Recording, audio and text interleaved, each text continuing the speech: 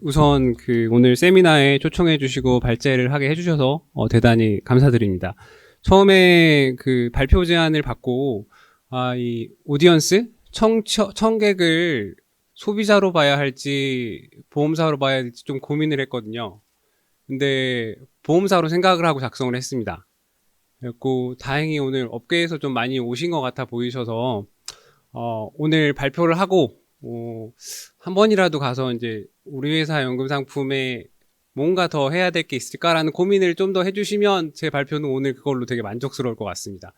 그리고 우리 금융감독원 최인실 팀장님도 가셔서 제도가 도움이 될 게 뭐가 있을까라고 한 번 더 검토해 주시면 되게 오늘 발표는 저는 개인적으로 되게 만족스러울 것 같습니다. 저는 한양대학교 금융보험학과의 장철 교수고, 저는 연금 전략, 적립기부터 은퇴기까지 연금 전략에 대한 연구들을 하고 있고요. 오늘 부제로 이제 Back to the Basics라고 했는데, 이제 다시 기본으로 저희가 고려해야 될 것들이 무언지, 보험회사가 실제로 연금소득, 은퇴기에 보장해줘야 될 게 무엇인지에 대해서 한 번 더 고민을 하는 시간을 가졌으면 합니다. 첫째는, 그럼 베이직이 뭐지? 다 아시는 거지만 한 번 더 짚고 넘어가겠고, 사실 저희 생명보험이죠. 생명보험에서 과거에 팔았던 높은 이자율에 팔았던 상품들 때문에 한동안, 현재도 괜히 많은 손해를 보고 있는 걸로 알고 있고, 그런 부분 때문에 이자율 리스크가 많이 줄어든 상태인 상품들을 판매를 하고 있습니다. 그렇지만 여전히 보험회사들이 판매를 꺼리는 걸로 알고 있습니다.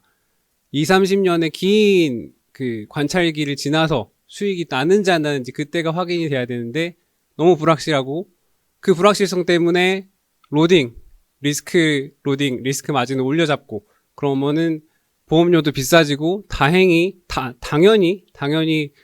소비자도 그 상품을 원치 않습니다. 또한 제가 느끼는 바로는 생명보험회사도 지금 그 상품을 살고 싶어 하지 않습니다. 그 부분들이 개선이 돼야 될 것 같습니다. 그래서 롱지비티 리스크를 좀 쉐어링을 하자. 여기선 전이라고 했지만 쉐어링을 좀 해보자. 거기에 대한 학계에서 보는 것들을 한 3가지 정도 들고 왔습니다. 거기서 좀 힌트를 얻으셔서 고민을 좀 해주셨으면 좋겠고, 3번째 섹션에서는 지금 오늘 토픽은 연금저축입니다. 개인연금의 적격 쪽만 쳐다보셔도 연금저축, 펀드, 그리고 보험 양쪽에서만 쳐다보셔도 양쪽 간의 이동이 자유롭지가 않습니다. 완전히 해지를 하고 넘어가야 된다거나, 연금 펀드에서 나 종신보험 살고 싶어 라고 했을 때 그렇게 유도리 있는 유연한 방법들이 없습니다. 되게 경직적입니다.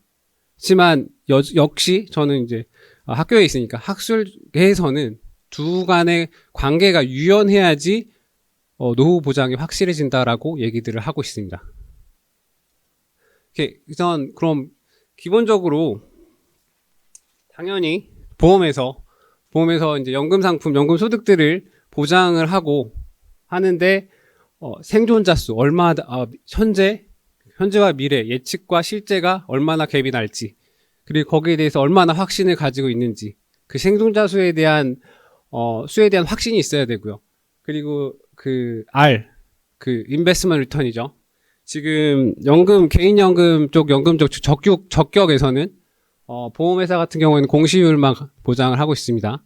물론 최저도 좀 보장을 하죠. 그 부분들이 사실상 완화가 돼야 될 것 같습니다. 제가 양쪽에서 경직적이라고 말씀을 드렸잖아요.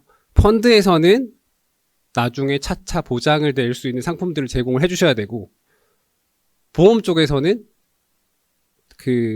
적립기죠. 적립기에도 공시율 이상을 분명히 안고 가면서 미래 보장을 해주는 그런 형태의 틀로, 아니면 서로 유연하게 교환이 되게 해주시던가, 그런 식으로 유연하게 움직여야 그 상품들이 확장이 되고, 제도 역시 서포트를 해줘야 될 것 같습니다.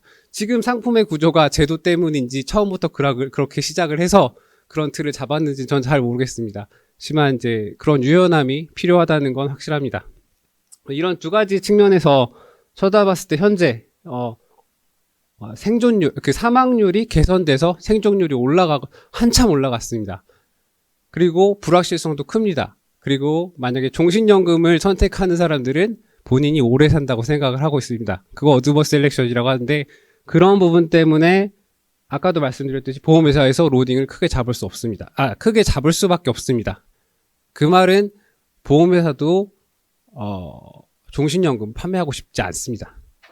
위험하니까요. 그 부분을 잡아줘야 합니다. 그리고 아까 말씀드렸듯이 로우 인베스트먼트 리턴, 공시율 외에도 또 다른 형태의 공시율이라든가 이쿼티 인덱스가 개런티가 좀 포함된 공시율을 좀 더 활용할 수 있게 좀 열어준다든가 이런 식으로 적립기에서도 분명히 개선할 여지가 있을 겁니다. 결국엔 소비자도 보장을 강화하고 보험회사도 적립기 그리고 인출기 둘 다 이 비즈니스를 하면은 확실히 수익이 보장되는구나라는 게 담보가 돼야겠죠. 그러니까 확신이 있어야겠죠. 그래야지 다양한 상품들이 개발이 될 겁니다. 오케이. 롱지비티 리스크, 장수 위험을 쉐어링하는, 트랜스퍼링하는, 완전히 트랜스퍼도 할 수 있습니다. 하지만 쉐어링 정도로 생각을 해주시면 될 것 같습니다. 오늘 어제짠가요? 뉴스를 보니까 주택연금 얘기가 나오더라고요. 주택연금에서 가입 연령, 평균 가입 연령이 72세랍니다. 72세. 그 말은 모두 다 같은 얘기는 아니겠지만 내 자산을 쓰고 썼더니 남은 건 집밖에 없구나라는 얘기거든요. 그게 72세입니다. 그것도 어느 정도의 약한 의미의 장수 위험에 노출되어 있는 겁니다. 현재 부동산 자산이 엄청 띄어져 있죠. 아마 지금 저를 비롯해서 미래 은퇴를 준비하시는 분들은 집조차 없을 겁니다.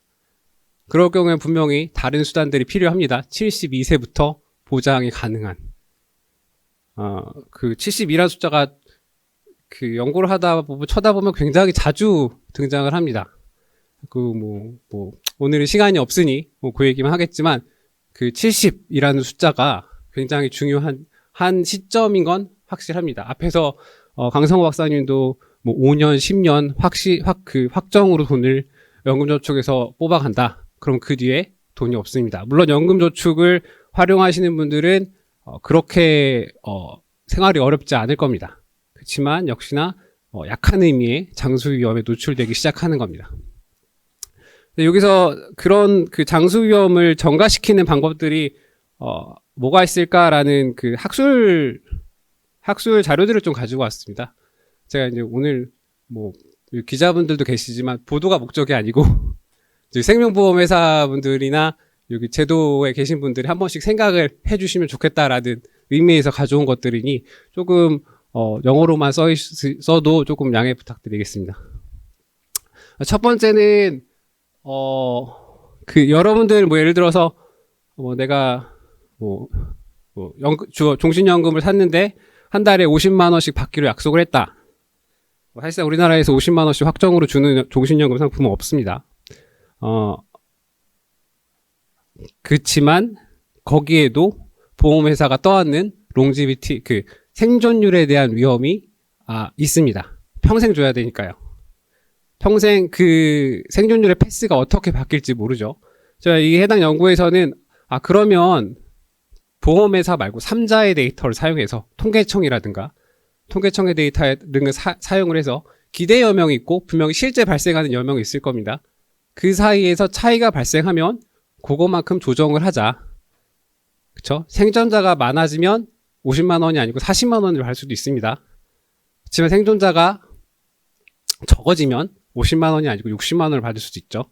남아있는 사람들끼리 이 인덱스가 적용이 되니까요. 즉 P는 생존율이라고 보시면 됩니다. 그러니까 위아래가 위는 이제 여러분들이 기대했던 레퍼런스 생존율이고 밑에는 옵저브한 생존율입니다. 이 비율에 따라서 조금씩 변경을 하면 됩니다. 다만 보험회사 하나하나 이거를 가지고 조정을 하는 건 신뢰성의 문제도 있기 때문에 이 페이퍼에서는 이제 통계청이라든가 그런 3자 객관적인 데이터로 조정을 하자. 그러면 적어도 시스테믹한 리스크는 사라질 것이다. 물론 보험회사가 각각 가지고 있는 위험은 조금 상존해 있습니다. 다만 뭐 모두 다 오래 산다. 그랬을 때 안는 리스크는 현저히 줄어들 겁니다. 두 번째는 여러분 톤틴은 굉장히 많이 들어보셨을 거예요. 뭐 10명이 1억씩 모아서 10억을 톤틴에 들어가면은 뭐 4%씩 돈이 나왔을 때 그 4%를 생존자들끼리만 나눠 갖는 겁니다. 그러면 결국에는 이 왼쪽에 있는 차트처럼 저기 소득 톤틴에서 나오는 현금 흐름이라고 보시면 됩니다. 불확실성이 조금 있긴 하지만 어쨌든 생존자는 계속 줄어듭니다. 그 생존자들끼리 그 10억에서 나온 4%를 나눠 가지기 때문에 자연스럽게 증가를 하거든요. 근데 톤틴은 이게 포인트가 아닙니다. 포인트는 리스크를 전가시킨 겁니다. 계약자한테 리스크를 전가시킨 겁니다. 회사가 로딩을 높게 잡을 필요가 없습니다. 오래 산다고 적게 산다고 물론 조금 남아있을 수는 합니다. 다양한 시나리오에서 검토를 하면 현저히 낮아집니다. 그래서 그게 첫 번째고, 계약자한테 롱지비티 리스크를 전가시킨다. 그리고 항상 저런 캐시플로우가 나오는 거냐? 그렇지 않습니다. 논문에서 좀 조정을 하면, 테크니컬하게 조정을 하면 오른쪽에 있는 현금 흐름처럼 되게 평이한 현금 흐름도 만들어낼 수 있습니다. 그렇죠? 근데 현금 흐름은 좋은데 포인트는 역시 계약자한테 위험을 전가시키기 때문에 리스크 마진이나 리스크 조정을 적게 잡을 수 있고, 결국엔 보험회사도 확실하게 수익성이 생길 수 있고 수익을 만들어낼 수 있고, 계약자 역시 상대적으로 낮은 보험료로 좋은 보장을 받을 수 있는 겁니다. 요 앞에 있는 내용과 뒤에 있는 내용은 이제 종신 소득, 은퇴 시부터 쭉 받는 소득을 얘기하는 거고, 최근에 2022년에 톤틴을 LTC에 가입을 해보자. LTC 서로 가입을 했을 때, 서로 이제 톤틴이라는 상품에 가입을 했는데, 본인이 LTC 그룹에 빠져버리면 조금 더 많은 4%가 아니고 6% 이렇게 주는 겁니다. LTC 그룹에 빠진 사람들은 여러분도 알다시피 굉장히 기대 여명이 줄어듭니다. 최근에 보험개발원에서 제가 알기로는 이네스트 애뉴이티에 대한 비표준체나 비건강체에 대한 검토들을 좀 하고 있는 걸로 알고 있습니다. 그렇지만 이런 톤틴 형태가 아니라면 여전히 보험회사는 부담이 클 겁니다. 결국에는 별로 팔고 싶어 하지 않을 겁니다.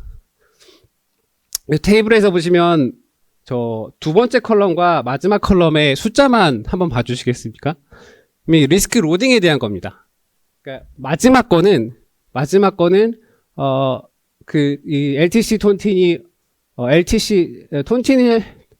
그냥 기존의 보험이고, 맨 왼쪽은 톤틴의 LTC가 포함된 리스크 로딩을 보여주는 거거든요.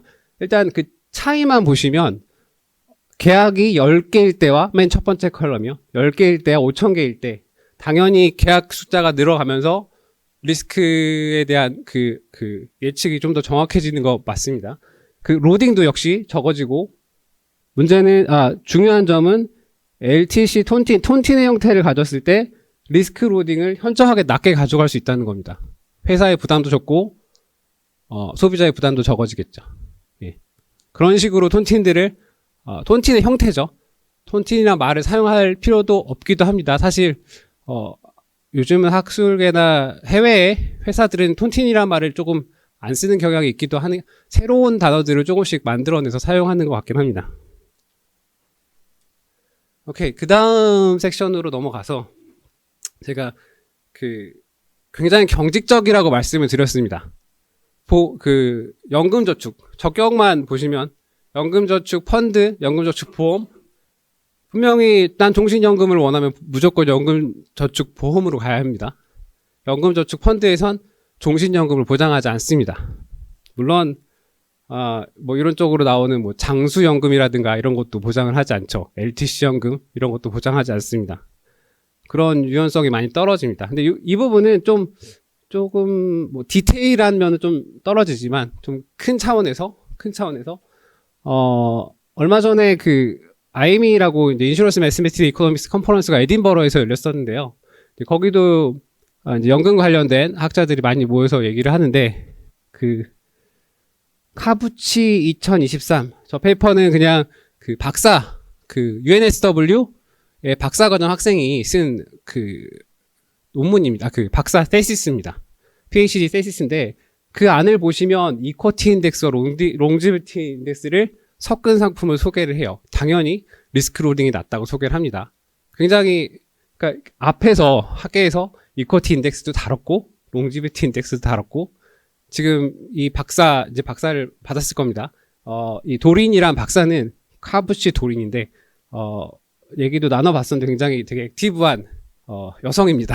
제가 그래서 그 되게 의미 있는 페이퍼라서 뒤에 레퍼런스로 달아놨으니까 한번 검토해 보시면 좋겠고, 제가 오늘 말씀드리고 싶은 부분은 미국에서 2014년에 퇴직연금이긴 합니다.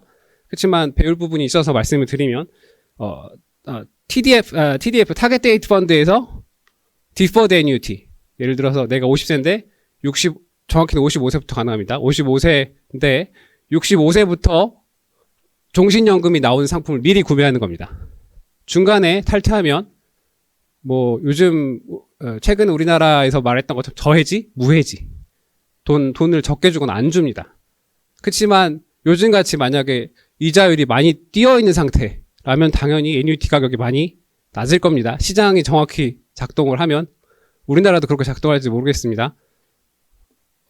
그럴 때 TDF에서 최근 몇 년 사이에 불어난 소득을 가지고 바로 디퍼드 애뉴티로 옮겨타면 당연히 소득을 확실한 수준에서 보장을 받겠죠.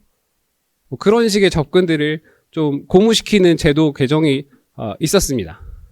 네, 요 두 개는 제 페이퍼인데 어떤 식으로 개선이 되냐면은 저희 투자 관련된 그 성향 조사를 하지 않습니까? 성향 조사를 해서 난 채권에 적합한 사람, 나는 주식도 할 수 있는 사람, 나는 파생까지 할 수 있는 사람, 이렇게 해서 위험도를 나누죠, 처음에. 그런 식의 컨셉이라고 보시면 되는데, 위에 CRA라고 되어 있는 부분을 1, 3, 4, 5로 봤을 때 1은 나 굉장히 위험한 투자도 할 수 있는 사람이야 라는 거고, 가운데 3은 중위험, CRA 5는 저위험입니다.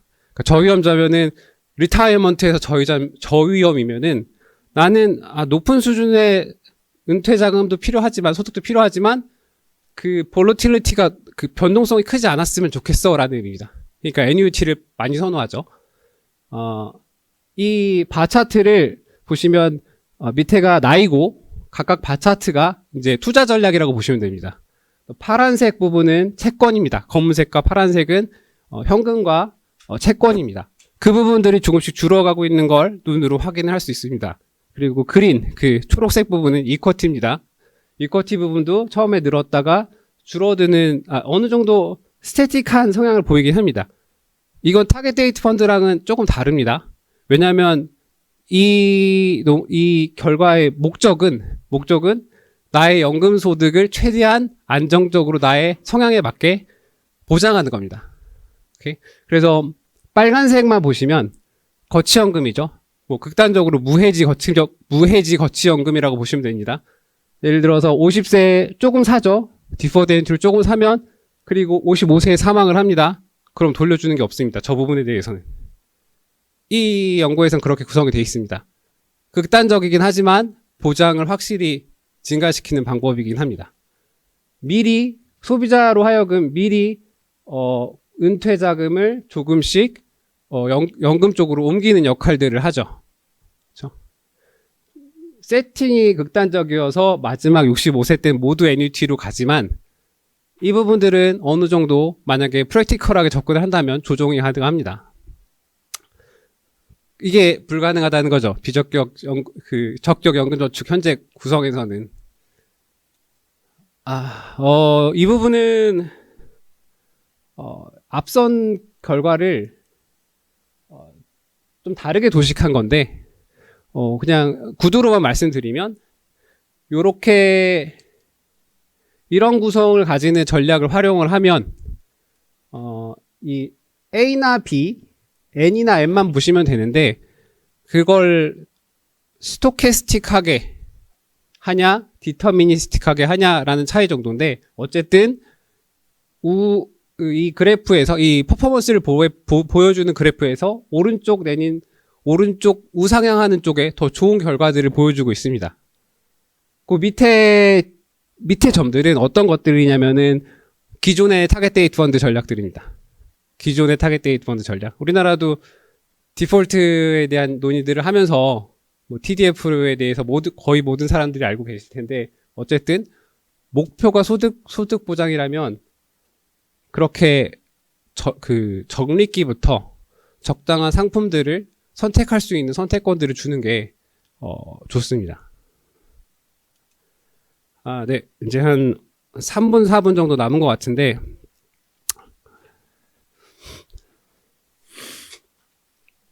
사실 좀 민감한 내용을 좀 많이 말씀을 드릴까 했는데, 기자분들이 많아서 몇 분이 계셔서, 일단은, 첫째, 저희 또 백투더 베이직, 보장을 해야 되는 게 뭔가, 5년, 10년 확정적으로 돈 100만 원 주는 게 보험회사가 해야 할 일인가? 라는 게 퀘스천 마크예요. 72세부터 보장을 해줘야 되는 건 아닌가, 보험회사가. 은행도 있고 펀드 회사도 있고 생명보험회사가 해야 되는 일이 무엇인가에 대한 한번 고민을 해보시면 좋겠고, 그리고 당연히 수익성을 확보할 수 있는 방법들이 존재합니다. 아까도 뭐 그런 공유를 통해서 위험을 공유하는 방법들을 통해서요. 그리고 LTC 소득도 중요하지만 아까 보여드렸던 그런 LTC 상품들도 굉장히 중요합니다. 그리고 마진을 줄여들 수 있는 방법들도 제가 오늘 몇 가지는 소개를 해드렸습니다. 분명 보험회사 분들이 고려했던 사항들이라고 저는 생각을 합니다. 그렇지만 사실 어느 나라에도 이런 구성의 상품들을 활발하게 판매하고 있는 상품이 그 나라가 없는 걸로 알고 있습니다. 뭐 중국이라면 좀 가능할 것 같긴 합니다. 왜냐면은 중국의 연구자들을 좀 만나보면은 굉장히 액티브하게 이쪽을 연구를 하고 있습니다. 그래서 아마 중국에서 더 액티브하게 그 상품이 나오지 않을까. 그리고 이런 공유들을 하기 시작하면 어떤 문제가 발생할 수 있냐면 그 IME 컨퍼런스 갔을 때 밀레브스키 교수님이랑 좀 대화를 나눠봤었는데, 펜션 이쿼티에 관심이 굉장히 많으시더라고요. 그 공유했을 때 분명히 서로 다른 사망률 그래프를 가지는, 사망률 분포를 가지는 사람들이 섞여 있을 겁니다. 그게 굉장히 불공정하게 느껴진다면 사회적으로 문제가 될 수 있습니다. 물론 그걸 개선하는 방향으로 상품을 생각해 보시는 방법도 있을 것 같습니다. 그리고 네 번째 닷에서 미국 같은 경우 예를 들어서 RMA라는 룰이 하나 있습니다. 물론 퇴직연금 그 인디비주얼 리타이먼트 어카운트 쪽에서 보는 룰이긴 한데, required minimum distribution이에요. 그것도 72세부터예요. 72세부터 예를 들어 4에서 5% 정도 무조건 인출해야 됩니다. 그런 룰이 있습니다. 여기는 사실 돈을 안 빼서 문제예요. 사망 시까지 돈을 안 빼요. 그냥 비퀘스트가 목적인지, 그래서 그런 룰을 만들었습니다. 제가 그 룰이 필요하다고 얘기하는 건 아니고 사실 동기가 필요하거든요. 세제 관련된 부분에서 만약에 장기 요양이나 뭐 고령 거치 종신연금 같이 뭐 70이나 80세부터 저해지 거치연금 이런 것들을 55세부터 옮겨 탈 때 세제 혜택들을 주면은 사람들이 분명히 생각을 해볼 겁니다. 그렇죠?